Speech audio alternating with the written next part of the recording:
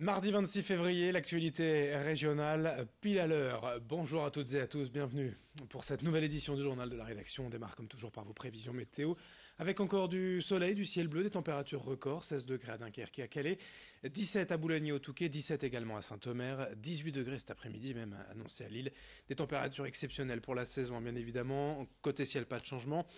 Partout, pour tout le monde, un magnifique ciel bleu, de nouveau aujourd'hui, demain également. La dégradation est attendue à partir de jeudi, mais ça on en reparlera avec les prévisions météo complètes après ce journal. Rapidement, pour vous expliquer ces records de chaleur, 17 degrés 5 hier à Lille, 18 degrés 8 à Boulogne. Nous sommes allés interroger les prévisionnistes de Météo France rapidement. Concrètement, c'est grâce à des vents forts en altitude que l'air chaud remonte sur l'Europe de l'Ouest actuellement. À l'inverse, ces vents font retomber l'air froid sur l'Europe de l'Est et du Sud. À titre d'exemple, en Turquie, en ce moment, les températures sont 8 à 10 degrés en dessous des normales de saison, mais cette chaleur, on le disait, ne devrait pas durer bien longtemps. Le retour à la normale est prévu jeudi, on en reparlera. La météo, mais aussi le climat à l'honneur dans ce journal avec la mobilisation des jeunes de plusieurs pays d'Europe depuis quelques semaines. En Allemagne, au Royaume-Uni, aux Pays-Bas et en Belgique, les jeunes manifestent pour la défense de l'environnement, pour forcer les gouvernements à agir davantage contre le réchauffement climatique. En France, la mobilisation débute à peine. Ils étaient 1 millier samedi à Paris, 35 000 jeudi dernier à Bruxelles. Hier, près de Mons, une centaine de jeunes de 13 à 20 ans ont été conviés à une journée de réflexion, d'action et d'échange avec des scientifiques et experts de la question environnementale. L'occasion de découvrir quelques simples solutions à mettre en place, chacun au niveau local. Explication au micro de Lucille Constant. Voir que les jeunes se mobilisent, ça montre que on a envie que ça change et qu'il y a un découpage entre les politiques et la société adulte qui est au pouvoir entre guillemets et les jeunes qui eux veulent du changement, sont plus en accord avec tout ce qui a été fait et tout ce qui veut être fait parfois. Donc je pense que ces mobilisations sont très importantes parce que de un, ça permet de réunir les gens sous un même idéal et pas toujours scindé en plusieurs petits mouvements. Ça fixe véritablement un but pour l'avenir, donc on sait vers quoi on va tendre. Et tout simplement, je pense que voir ce mouvement qui est international, voire même mondial, c'est tout simplement super émouvant de voir tout ça, de voir tous ces jeunes unis, de voir cette cohésion dans un monde où souvent on est un peu désunis sur certains sujets, on a vite tendance à se disputer pour des bagatelles. Au chapitre social, une image hier à Hasbrook, la crainte des employés de la boutique Orange menacée de fermeture depuis une annonce faite par la direction au comité d'entreprise en début d'année. Si elle se confirme, cette fermeture serait la 13e d'une enseigne Orange dans la région, après celle d'Armentières, Tourcoing, Coquelles, Saint-Omer, Grande-Sainte. Évidemment, les 7 salariés de la boutique d'Hasbrook sont inquiets de perdre leur emploi.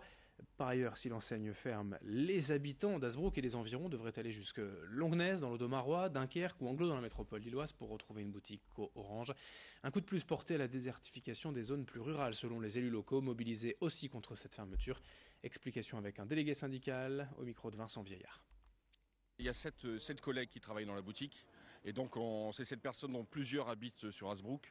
On leur demanderait de faire des kilomètres pour aller travailler soit à Dunkerque, soit à Anglo, soit en Longnes, voire même sur l'agglomération lilloise. Donc une dispersion de l'équipe, ce qui est vraiment dommage. Et comme on en a parlé avec eux et avec la clientèle, c'est un véritable gâchis. Parce que ça fait maintenant une vingtaine d'années que la boutique est installée ici à Hasbrook et ils ont fait un gros travail de fidélisation et le public et la clientèle est présent. Et d'ailleurs, il y a une dame, là, il y a quelques minutes, qui est rentrée dans la boutique et qui a dit « Moi, je vais signer la pétition », une dame de 80 ans, et qui a dit « Je veux signer cette pétition parce qu'ils veulent cette proximité ». Dans un mois, le changement d'heure, encore et toujours le même débat, pour ou contre, passer à l'heure d'été, à l'heure d'hiver, quel intérêt, quelles conséquences. En Europe, depuis plusieurs mois, des associations militent pour la mise en place de l'heure d'été tout au long de l'année. En France, le Parlement a mis en ligne un site de consultation de citoyens et vous avez 3 options évidemment. Maintenir le système tel qu'il est aujourd'hui, passer à l'heure d'hiver permanente ou à l'heure d'été permanente. Explication en plateau avec Lucille Constant. Tous les ans, c'est la même chose. Chaque dernier dimanche du mois d'octobre et chaque dernier dimanche du mois de mars, c'est le changement d'heure. Et chaque année, les mêmes questions reviennent. Est-ce que l'on dort plus? Est-ce que l'on dort moins? Mais cela pourrait bientôt changer. La Commission des affaires européennes de l'Assemblée nationale a lancé une grande consultation en ligne début février. Le but, vous exprimer sur cette suppression ou non du changement d'heure. Ça fait depuis 1976 que la France est passée à un rythme d'heures d'été et d'heures d'hiver. Le but de base était d'économiser l'énergie alors que la France connaissait une grosse crise pétrolière. Mais d'année en année, l'argument de l'économie d'énergie convainc de moins en moins. C'est pourquoi la Commission européenne a lancé une grande consultation à l'été 2018 et sur les 4,6 millions de participants, 84% ont été pour une suppression du changement d'heure. Cependant, dans toute l'Union européenne, les pays sont libres de décider ou non s'ils appliquent cette suppression. C'est pourquoi l'Assemblée nationale a lancé à son tour une grande consultation depuis février. Alors, au-delà d'apporter des journées plus longues en été et des journées plus courtes en hiver, la suppression du changement d'heure aurait d'autres conséquences. Par exemple, si on restait à l'heure d'été toute l'année. Certes, on aurait plus de vitamine C, les activités extérieures seraient plus longues, cela favoriserait le tourisme, mais les personnes âgées et les jeunes enfants auraient plus de mal à s'adapter à ce rythme avec des couchers et des levées plus compliqués. Il y aurait aussi un risque de décalage avec nos pays voisins, ce qui entraînerait des problèmes de transport et des problèmes de communication. En attendant 2021, le moment auquel les pays de l'Union européenne devront se décider sur la suppression ou non de ce changement d'heure, vous avez jusqu'au 3 mars pour vous exprimer vous-même sur le site de l'Assemblée nationale. Merci Lucille pour ces explications. On termine avec une forme de solidarité pour les femmes atteintes du cancer, simplement en donnant ses cheveux. À Boulogne-sur-Mer, le salon de coiffure Excuse de Soi propose aux clientes de se faire couper les cheveux au profit de l'association Solid Air. Ces mèches sont ensuite utilisées pour faire des perruques, car vous le savez, le cancer, la chimiothérapie font tomber les cheveux. La solution temporaire, c'est donc de porter une perruque, sauf que les modèles coûtent cher, jusqu'à 1 000 € parfois. Les clientes qui le souhaitent et qui disposent d'au moins 25 cm de cheveux, comme cette demoiselle, peuvent ainsi en faire don au salon et en contrepartie, la coupe est offerte. En plus de ça, la gérante du salon, Hélène, propose régulièrement des accompagnements dans son salon ou à l'hôpital des femmes en cours de traitement pour des conseils beauté.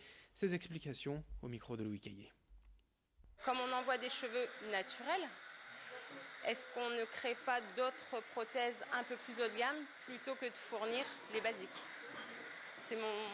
À mes yeux peut-être, pourquoi pas, je sais pas.